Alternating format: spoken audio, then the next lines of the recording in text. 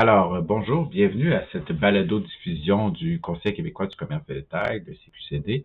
Alors, mon nom est Jean-Guy Côté, je suis directeur général du Conseil québécois à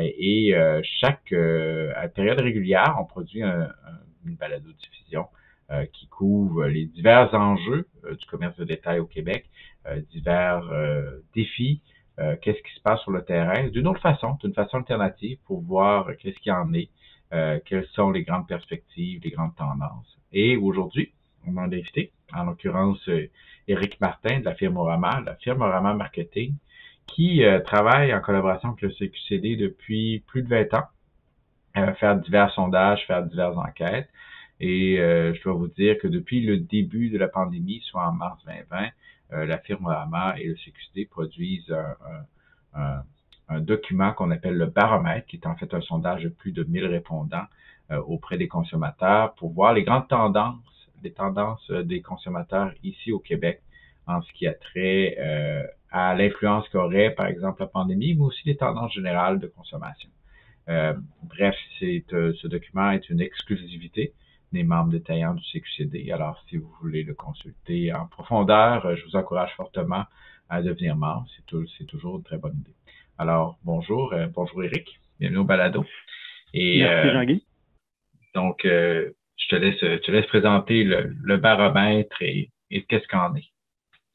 L'origine du baromètre est relativement simple. Orama sonde le comportement des consommateurs depuis plus de 20 ans. On étudie depuis toutes ces années l'évolution, les changements de comportement, les changements d'attitude. Et donc, mars 2020, M. Legault nous annonce que, en tout cas pour les prochains mois, tout ne sera plus pareil. Si on se rappelle, à ce moment-là, on avait l'impression que c'est quelque chose qui allait durer quelques mois. Et au printemps 2020, suite à l'écoute de plusieurs conférences dans le secteur du détail où on annonçait un changement complètement drastique du comportement du consommateur, prévoyait déjà comment le consommateur allait se comporter post-COVID, quand on se demandait quand est-ce que tout ça allait terminer. Et moi qui étudie le comportement du consommateur depuis plus de 20 ans, je m'interrogeais sérieusement sur cette projection qui m'apparaissait très hâtive. Donc, au mois de mai-juin 2020, j'avais réfléchi à une méthodologie où je souhaitais sonder à tous les mois 1000 Québécois sur leur comportement et donc de voir comment est-ce que le consommateur allait évoluer au fur et à mesure du changement qui était proposé, puis l'évolution de la COVID et les exigences qui étaient mises en place par les gouvernements. Dans la même période, une rencontre avec le CQCD, parce qu'il faut savoir qu'Orama réalise des enquêtes depuis plus de 20 ans avec le CQCD. Le CQCD avait de son côté des détaillants qui étaient en quête d'informations, de données pour comprendre quelles sont les décisions, les gestes qu'ils devaient poser. Donc, on a bâti ensemble justement une étude qui permettait de voir comment est-ce que le consommateur allait évoluer. L'objectif était en fait de créer un outil d'intelligence d'affaires qui permettait, dans le fond, au CQCD d'offrir à leurs détaillants membres plus de clarté dans toutes les zones grises qu'on allait vivre. Donc, depuis septembre 2020, à peu près à tous les mois, on réalise une enquête auprès de 1000 Québécois et sur différents sujets avec une base de tronc commun. Et c'est ce qui nous emmène à tous les mois à vous présenter un rapport sur l'évolution du consommateur.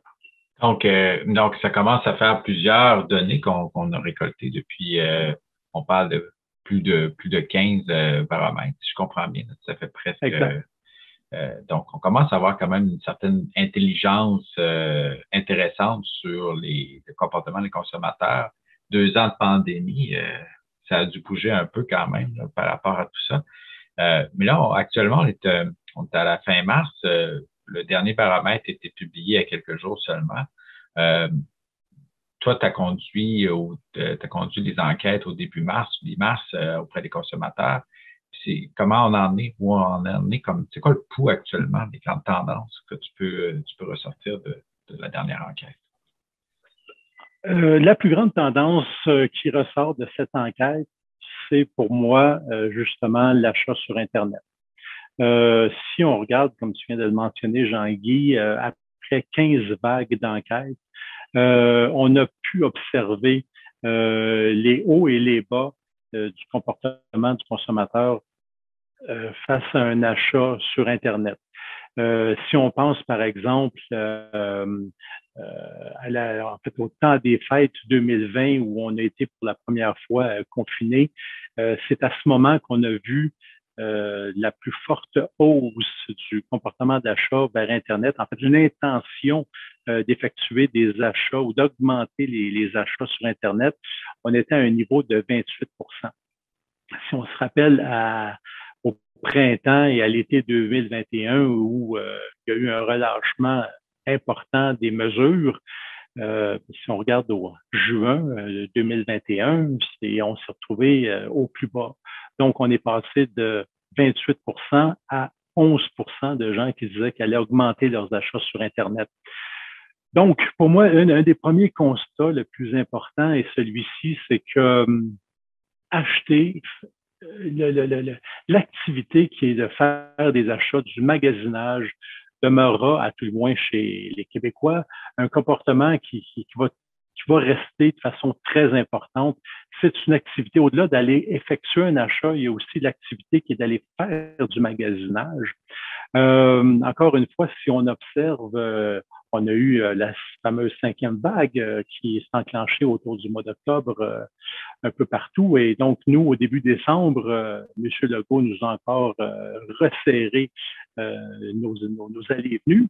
Et Internet, à ce moment-là, au début du mois de janvier, a réaugmenté à 25 On a relâché et au mois de mars, on est redescendu à 16 Donc, vous voyez que Internet a pris beaucoup de place dans le mode d'achat du consommateur québécois, mais il n'en demeure pas moins que 75 à 80-85 des achats se font en magasin encore aujourd'hui.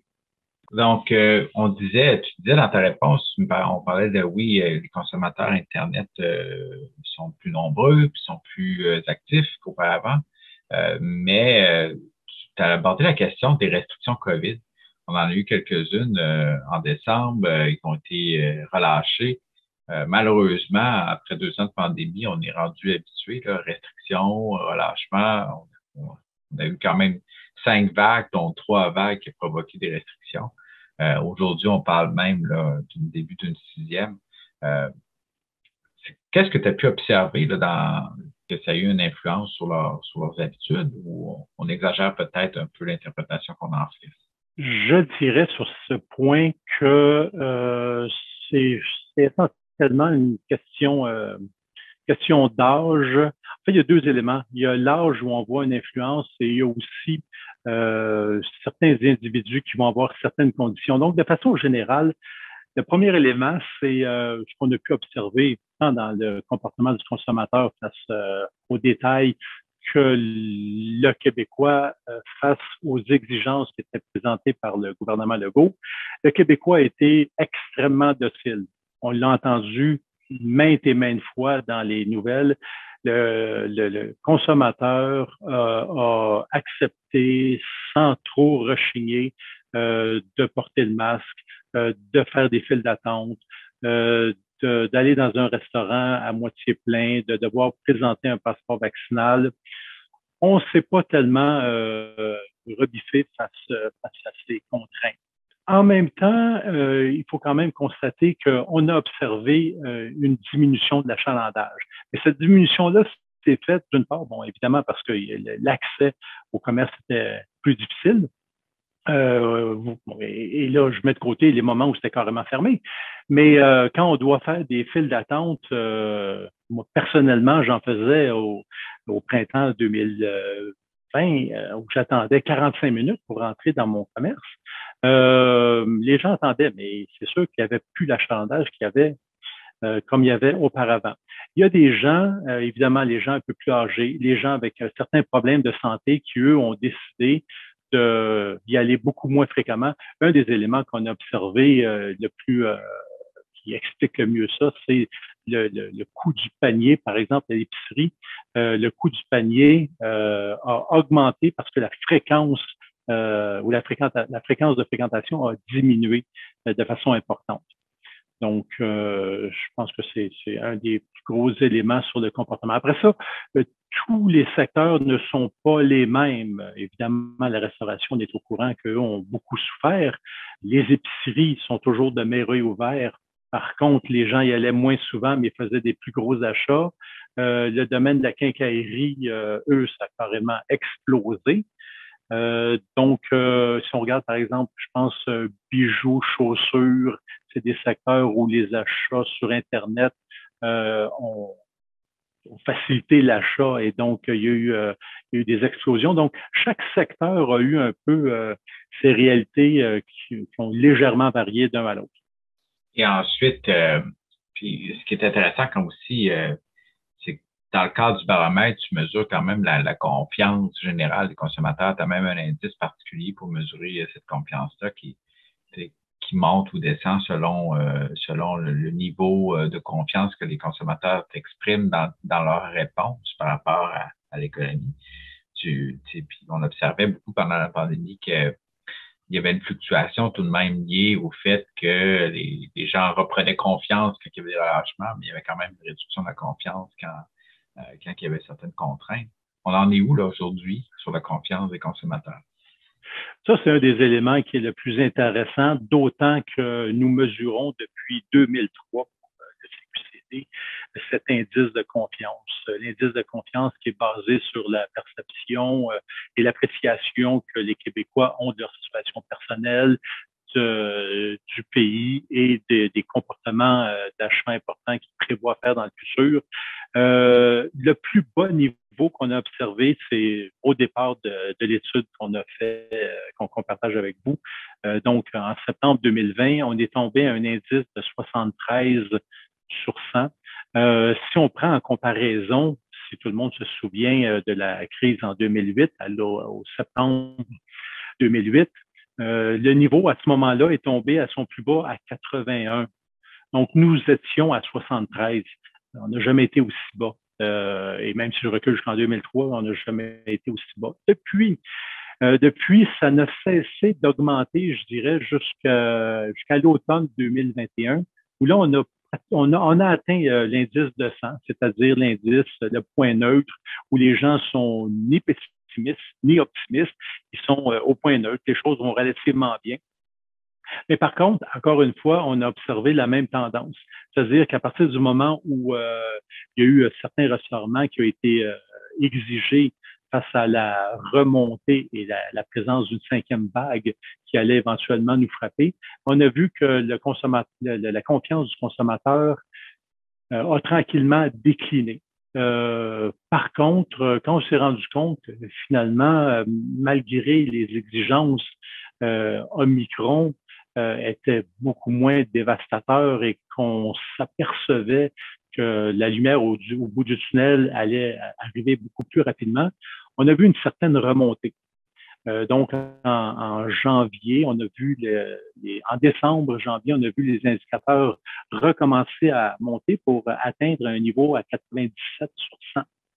Par contre, aujourd'hui, il ne faut pas oublier que la COVID est une chose, mais il y a aussi, depuis un mois et quelques jours, la guerre en Ukraine qui nous a fait replonger à un niveau quand même relativement bas. Donc, la dernière estimation qu'on a faite en mars, on est de retour à 85. Donc, on sent encore beaucoup d'inquiétude chez les consommateurs.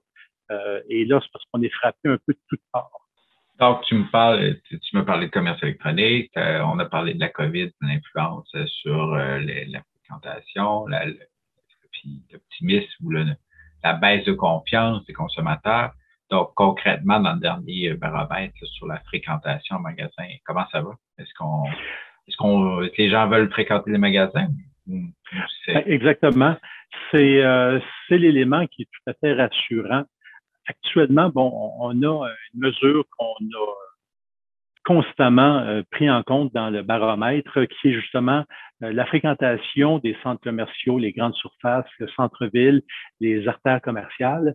Et c'est pour moi l'élément qui est le plus intéressant du baromètre, c'est que à tous les mois, on a les mêmes mesures, puis on peut voir vraiment une évolution et où se situent les cassures.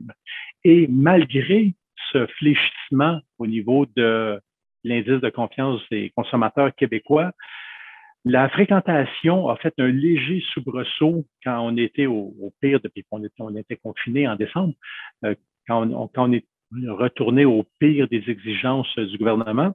On est de retour actuellement à des niveaux qui sont comparables à l'été dernier où, somme toute, les choses allaient relativement bien. Donc, au départ, lorsque, en fait, en septembre 2020, on était un peu au pire des événements, le trois quarts des consommateurs québécois disaient fréquenter beaucoup moins souvent les différents lieux commerciaux que par rapport à avant la crise, et ça ne bougeait pas de mois en mois jusqu'au début de l'été 2020, où là, on a vu une ouverture et une chute drastique. On est passé, comme je vous disais, de 75 à 35 seulement des gens qui disaient fréquenter moins souvent. Et ce taux-là s'est maintenu jusqu'en décembre où il a été augmenté. Et en mars, on est de retour à 37 Donc, on a des consommateurs qui sont craintifs, oui, par rapport à leur situation financière, par rapport à l'augmentation, à l'inflation, puis l'augmentation du coût, entre autres du panier d'épicerie, mais de plusieurs items. Mais son comportement en termes de consommateur et sa fréquentation est en train de stabiliser et tranquillement revenir à une certaine normalité. Parfait, c'est quand même des bonnes nouvelles parce qu'on est à quelques semaines de Pâques, qui est quand même un moment quand même charnière dans l'année des détaillants. C'est une des fêtes importantes. On a quand même posé des questions dans le cadre du dernier baromètre sur Pâques. Qu'est-ce que les consommateurs vont faire? Comment vont-ils se comporter? Effectivement, c'est un autre élément, point positif. Donc, à chacun de nos baromètres, on mesure aussi les événements qui vont avoir lieu dans le mois qui suit. Donc, ce baromètre-ci ne faisait pas exception. On mesurait Pâques, toujours selon la même démarche. Donc, si on regarde, par exemple, l'an dernier, 30 des gens, des consommateurs québécois, avaient fait un achat pour Pâques. Cette année, l'intention, évidemment, l'intention est de l'ordre de pratiquement 50 des consommateurs. Donc, on observe déjà un désir, un souhait de vouloir être un peu plus festif, de vouloir s'engager un peu plus dans les événements, les fêtes qui nous sont présentées à chaque année. Donc, la moitié des consommateurs ont l'intention de faire des achats. Et ce qui est intéressant aussi, c'est est-ce qu'ils ont l'intention, ces gens-là, de dépenser aussi plus que l'an dernier? On a quand même 22 des gens qui ont dit avoir l'intention de dépenser un peu plus ou beaucoup plus que l'an dernier.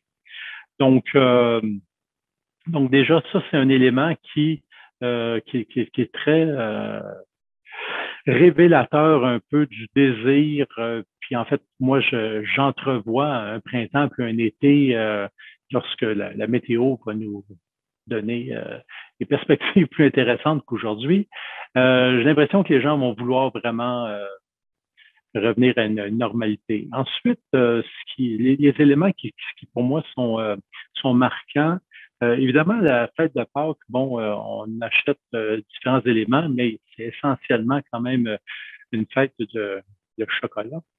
Est-ce que, bon, puis ce qui nous préoccupe dans le cadre du baromètre depuis le début, c'est l'achat local. Évidemment, le chocolat, il y en a beaucoup qui sont destinés aux enfants, puis bon, les produits mainstream, mais il y a aussi un peu plus moyen haut de gamme. Et il y a quand même 50% des consommateurs qui disent que les achats de chocolat se feront dans des boutiques québécoises ou des boutiques spécialisées dans leur quartier. Donc, vous comprenez qu'il y a 50% qui vont se faire dans des épiceries, des grandes chaînes, mais quand même 50% des gens qui vont jeter leur dévolu vers un achat local puis vers une boutique de quartier. Donc ça, pour moi, c'est quelque chose qui est très intéressant. Merci beaucoup, Éric. Je pense, bref, je rappelle, le baromètre est un avantage exclusif pour les membres détaillants du Conseil québécois du commerce de détail. Donc, vous pouvez le recevoir lorsqu'il est publié. Je te remercie beaucoup, Éric, de nous avoir présenté les résultats de ce mois-ci en termes du baromètre. Je pense que ça donne quand même une certaine information concrète sur comment les consommateurs se comportent et qu'est-ce qui peut nous attendre aussi dans les prochains mois en termes de comportement de consommateurs. Et ça va aussi nous aider à capter un peu les grandes tendances générales de cette sortie de crise de la pandémie qu'on espère le plus rapide possible pour les prochaines semaines. Donc, Orama Marketing, Éric Martin, un collaborateur fidèle du Conseil québécois du commerce de détail, je vous remercie. Donc, je te remercie bien, Éric, d'avoir pris le temps aujourd'hui. Puis, on se reprendra pour la prochaine diffusion du baromètre le mois prochain. Merci beaucoup, Jean-Guy, et à la prochaine. À la prochaine.